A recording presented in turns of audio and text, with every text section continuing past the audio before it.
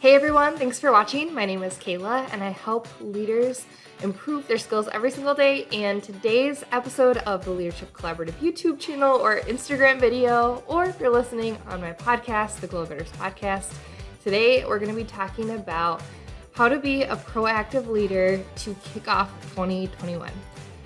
I don't know about you guys, but this first week of 2021 has felt sort of like emotional for me. I think it's this mix of, okay, all of the traumatic events that happened in 2020, like letting them go, and also like, having found some of the great times where we can find stillness and reflection in those times in 2020 and come out better for it. And then heading into the new year, I'm not doing a New Year's resolution this year, and instead I'm doing a word or a phrase, and my phrase is slow is bold. And that feels scary to me too. So I have been sort of taking some time to reflect on what that means for me.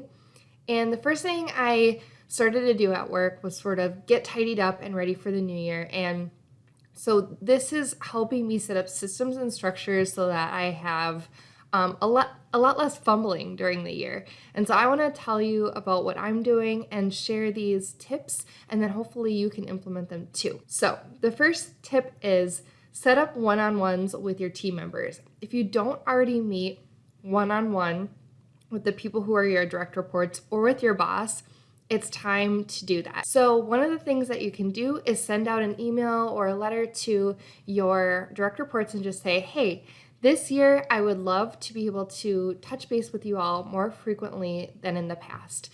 I think a one-on-one is a great time for us to do that. The first half can be you talking about what you need to escalate to me and anything going on that you'd like to share. And then the second, or whatever's left over, can be for me to share what I have for you.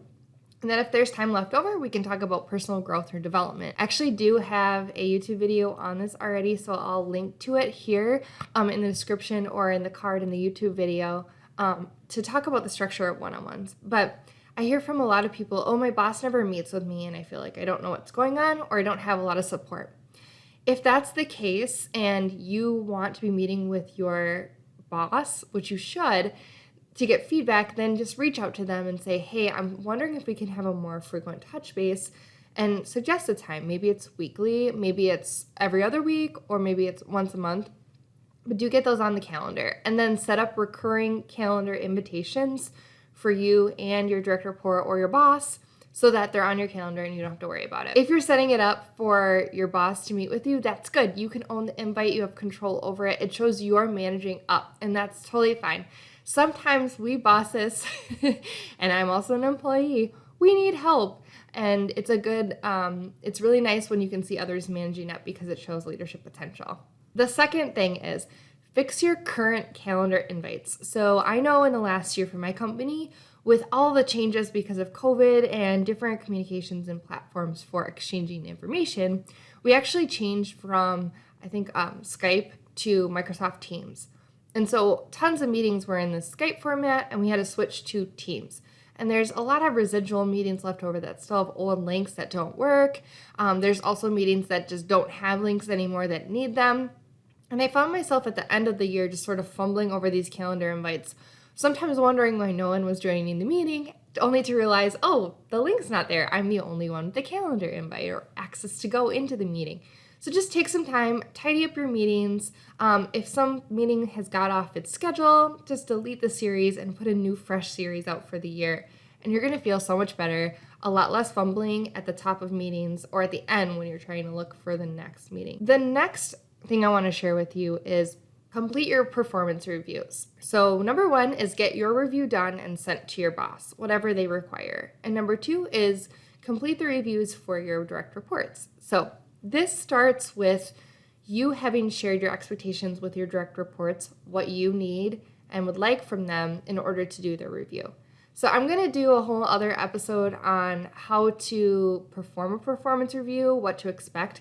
But one tip I have is if you have a direct report, the easiest way to do a review is to ask them to self-reflect on how they did this year. So instead of you having to come up with, so-and-so did this great and look back at everything, ask them to reflect on, did they meet their goals, why or why not? and have them do a self-assessment. Have them send that to you ahead of time. Then you can look at their assessment. It's going to jog your brain. It's going to remind you of the things they did. And also you'll know what they're thinking. And then you can do your review for them. So that's going to be really, really helpful. And make sure that you're very timely with your reviews. Oftentimes HR requires them to be done within a certain amount of time. And I will say employees get really anxious when they don't know when they're having a meeting with their boss, because typically reviews also have to do with some sort of performance or incentivized pay for the next year. So make sure they're scheduled, they're on time, and keep it brief and light. 30 minutes would be probably the ideal amount of time to talk about how things went last year, and then maybe spring forward and talk about what we can do about the future. The next tip that I have for you is set new goals and identify your organization's strategic priorities.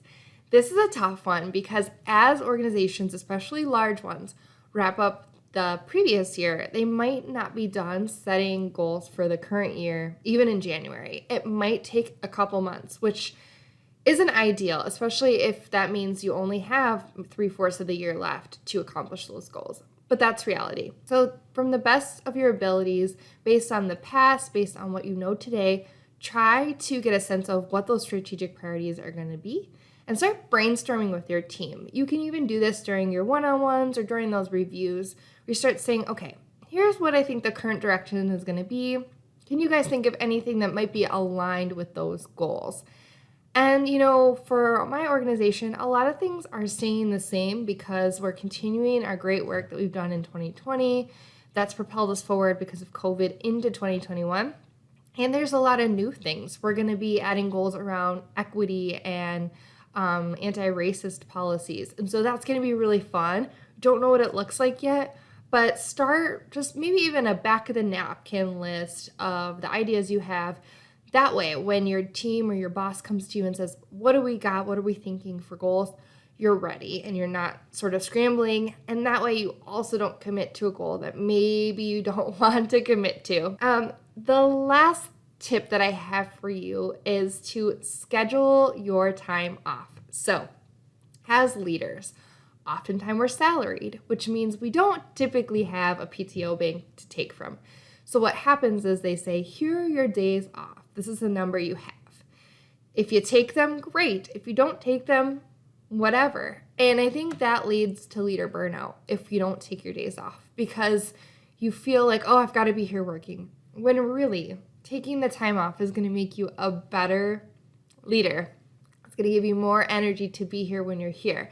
So what I learned from a colleague last year is that she was like, okay, I have my 21 days plus the 10 holidays or whatever it is. And she would go in her calendar and just already mark it off out of office. And even for herself, she would label them like 1, 2, 3, 4. So she knew how many days she had left. As a leader, oftentimes that's not really necessary. Just make sure that you're being honest with the time off that you have. Obviously you are, but make sure you schedule it.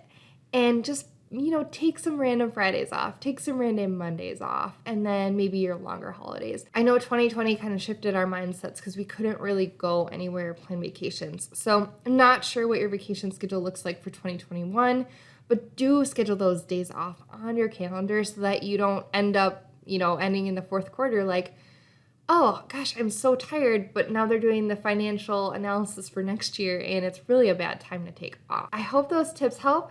Make sure you have one-on-ones with your team scheduled for this year. Fix any calendar invites that have a little bit of bugs in them or aren't missing links or not set up correctly. Complete your performance reviews with your team and for yourself. Set new goals and identify your organization's strategic plans, and do schedule the time off that you have in your calendar proactively so you can take some time to rest. All right, guys, that was a nice short one today, but I just wanted to get those into your hands so you can take action on them right away. Let me know if these tips helped you. Comment on the video below or DM me on Instagram at Kayla Fahey-Ahrndt. I want to hear from you. And as always, remember, I host the Leadership Collaborative on a community called Mighty Networks. It's a really awesome platform for other leaders to collaborate, for me to give you leadership coaching. And if you're interested in joining, click the link in the description below or in my bio, and you can learn more about how to enroll and how to get more connected with me. I would love to learn more about you. All right, don't forget to subscribe, and I'll see you with the next video or the next podcast episode. Take care.